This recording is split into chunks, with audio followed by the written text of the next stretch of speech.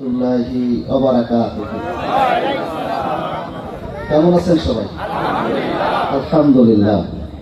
আজকের প্রোগ্রামের সম্মানিত সভাপতি মাওলানা সাইফুল্লাহ, আমার ছেলের ছোট ভাই, প্রোগ্রামের সম্মানিত প্রধান অতিথি মাগুরা 2 আসনের সম্মানিত সংসদ সদস্য পদপ্রার্থী এমবি বাকের ভাই এবং জেলা নায়েবে আমির সহ স্থানীয় নেতৃবৃন্দ এবং আমার একান্ত গ্রামবাসী, মুরব্বী একরাম, সমবয়সী ভাইরা এবং ছোট ছোট কচিকাচা যারা আছেন, পর্দার আড়ালে অবস্থানরতা আমার মা বোনেরা, আল্লাহর শুকরিয়া আদায় করছি। খোলা মাঠে 24শে বিপ্লবের পরে ভয়ের ঊর্ধ্বে উঠে বাংলাদেশ জামাত ইসলামী এই ধরনের একটি প্রোগ্রাম আয়োজন করার যে আল্লাহ সুযোগ দিলেন, যাদের শাহাদাতের বিনিময়ে আল্লাহর কাছে আজকে এখানে দাঁড়িয়ে তাদের জন্য দোয়া করছি, আল্লাহ যেন তাদের শাহাদাতের সর্বোচ্চ মাকাম দান করেন। সম্মানিত ভাইরা এবং চাচাজিরা যারা আছেন, আমি গ্রামে যেহেতু এসেছি, গ্রামে বেশি কথা বলবো না। আমার শ্রদ্ধেয় মেহমান আছেন, তিনি কথা বলবেন। আমি জাস্ট এতটুকু আহ্বান করতে চাই যে গ্রামের অনেকেরই আত্মীয় স্বজন আছে নড়াইলে, আছে না? কেউ শ্বশুর বাড়ি, কেউ বোন বিয়ে দিয়া, কেউ পুহু বিয়ে দিয়া, এই ধরনের বহু আত্মীয় আছে। আপনাদের পাশে যারা আছে অমুসলিম, অর্থাৎ আমাদের নবনগর সহ, এনাদেরও অগণিত আত্মীয় স্বজন আছে ওই 11 খান। কি বুঝছেন কিনা? এখন এই গ্রামের যারা আছেন, দল মত যারা আছেন, সবার কাছে আমার একটাই দাবি, যেহেতু আমি আপনাদের এই গ্রামের সন্তান, সেই হিসাবে আপনাদেরও তো কিছু দায়িত্ব কর্তব্য আছে। যে দায়িত্বটা হচ্ছে যে আমি যেহেতু ভোট দিতে পারবো না, আমি একটা ভোট কালেকশন করে আমার চাচার জন্য বা আমার ভাইয়ের বেটার জন্য বা আমার ভাইয়ের জন্য আমি একটা ভোট কালেকশন করার জন্য একদিন হলো একজন আত্মীয় স্বজনের বাড়ি বেড়াইতে যাব এবং তাকে ম্যানেজ করে আসবো। কি পারবেন না? ইনশাআল্লাহ, ইনশাআল্লাহ আমি সেই দাবিটাই করবো, কারণ আমার তো স্বার্থ আমার ভোটে, ঠিক আছে? আর বাকের ভাই বলবো বাকের ভাইয়ের কথা। কাজে আমি সেই জায়গাটায় আগে নিজেটা ক্লিয়ার করে নিলাম। আর দ্বিতীয় হচ্ছে যে আমাদের এইখানে এমবি বাকের ভাই আসছেন।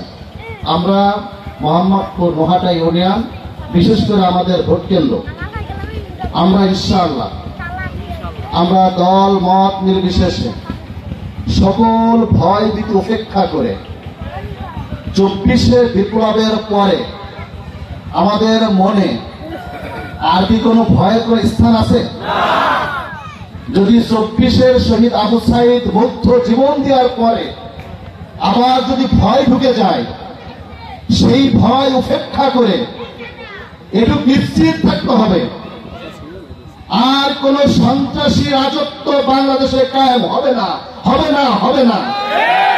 যারা এখনো বুকার স্বর্গে বসবাস করে বিভিন্ন কায়দায় মানুষকে ভয় ভীতি দেখানোর জন্য চেষ্টা করতেছেন, শেখ হাসিনা থেকে শিক্ষা নিতে হবে।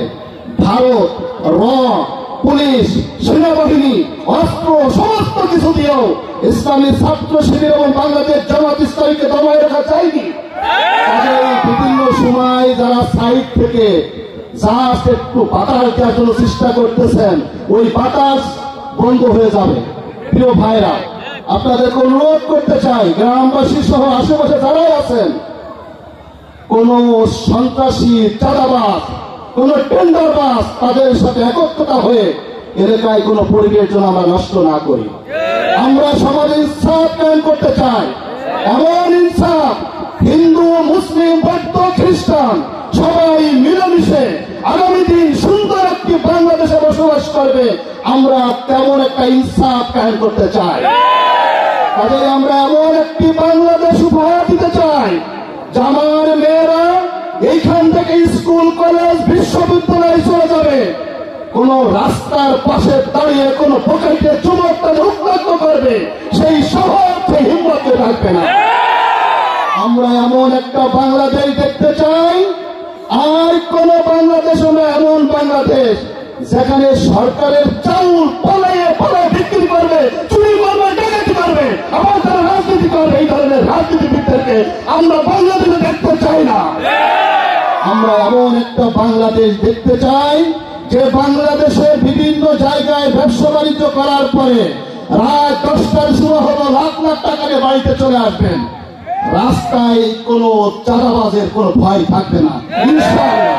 ঘর খুলে দিয়ে আমরা বসবাস করতে চাই, আমরা এক জায়গায় চা খাবো, বাড়িতে চলে আসবো, আমরা মিলেমিশে বসবাস করব। আমরা আর কোন রাজনীতি, এমন কোন রাজনীতি আমরা দেখতে চাই না।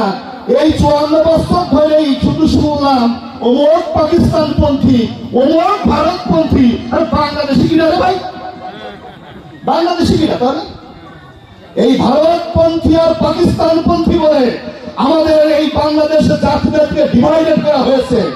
আর এই বিভেদের কোন রাজনীতি আমরা দেখতে চাই না।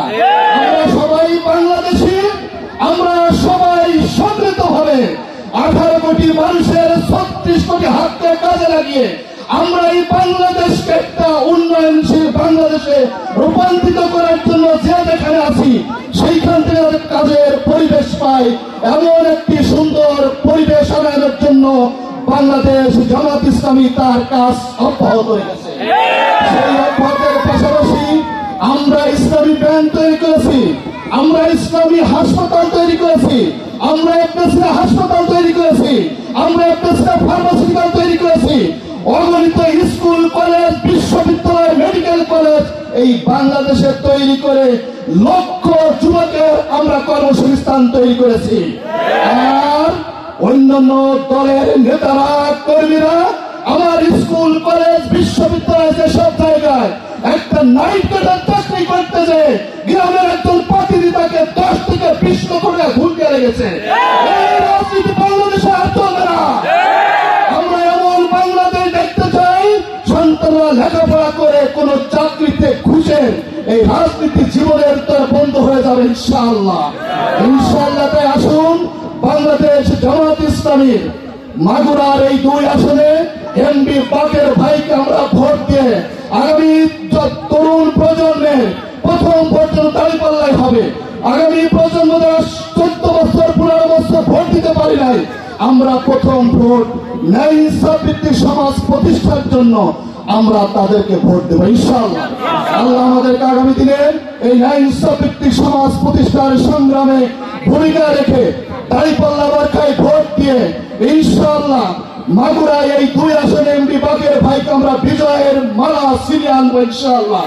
আল্লাহ আমাদেরকে সেই বিজয়ের মালা ছিনিয়ে আনার জন্য যার যেখানে যতটুকু ভূমিকা রাখার প্রয়োজন সেই ভূমিকা রাখার তৌফিক দান করুক, আমিন।